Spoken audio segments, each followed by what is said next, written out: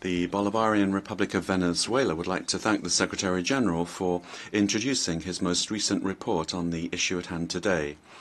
And we would like to extend an affectionate welcome to His Excellency Mr. Bruno Rodriguez Parilla, Foreign Affairs Minister of the Republic of Cuba, who is joining us in this meeting today.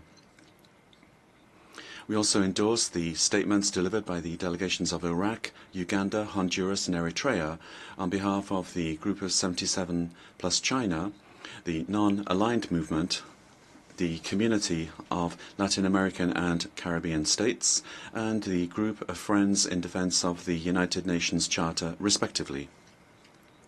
Mr. President, it's been more than 30 years now that we have been meeting in this General Assembly in order to almost unanimously require the complete, immediate and unconditional lifting of the economic, commercial and financial embargo which in a criminal way has been for more than 60 years applied against the Republic of Cuba and which affects all aspects of life for the Cuban people.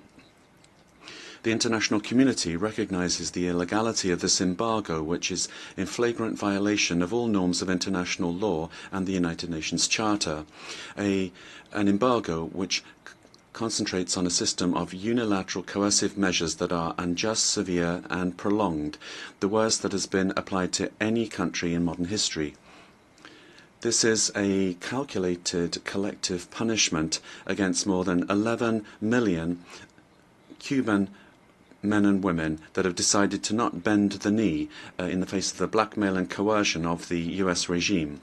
It's a planned crime as part of the maximum pressure policy that has its roots in the supremacist mentality of the Monroe Doctrine and that continues to be applied throughout the American continent today.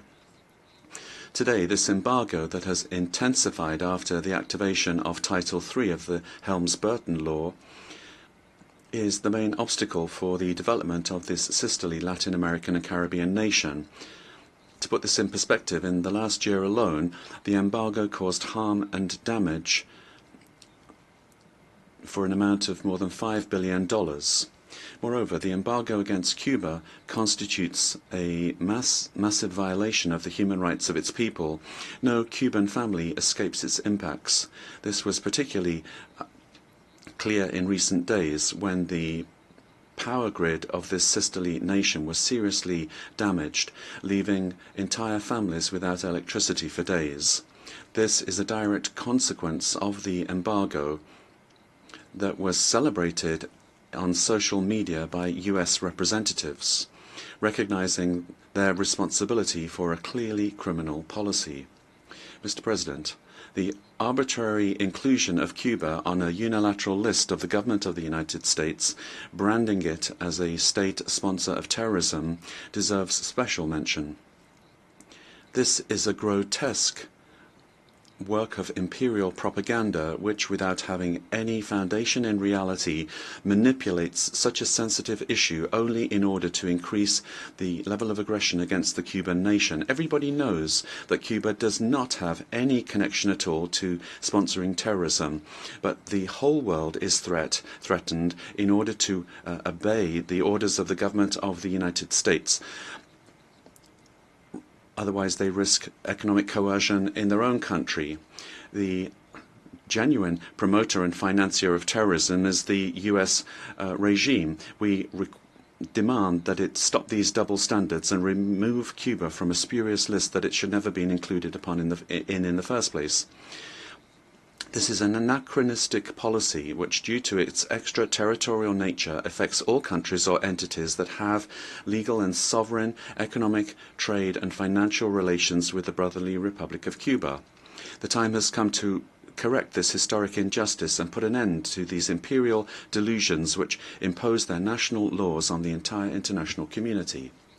Despite this reality, the US regime will never achieve its goals to convert Cuba into a colony, because the Cuban people are resolved to exercise their right to self-determination, independence and national sovereignty. Mr. President, we support the draft resolution against the embargo on Cuba, and we conclude by calling for a massive vote in its favor. a vote for concrete action to lift the embargo, a vote in favor of the independence of Cuba, a vote in favor of international law and multilateralism, and finally, a vote in favor of an end to be put to neocolonial projects of domination which make use of embargoes and unilateral sanctions that have no place in the 21st century. We support the entire Cuban people in their demand. Thank you very much, Mr. President.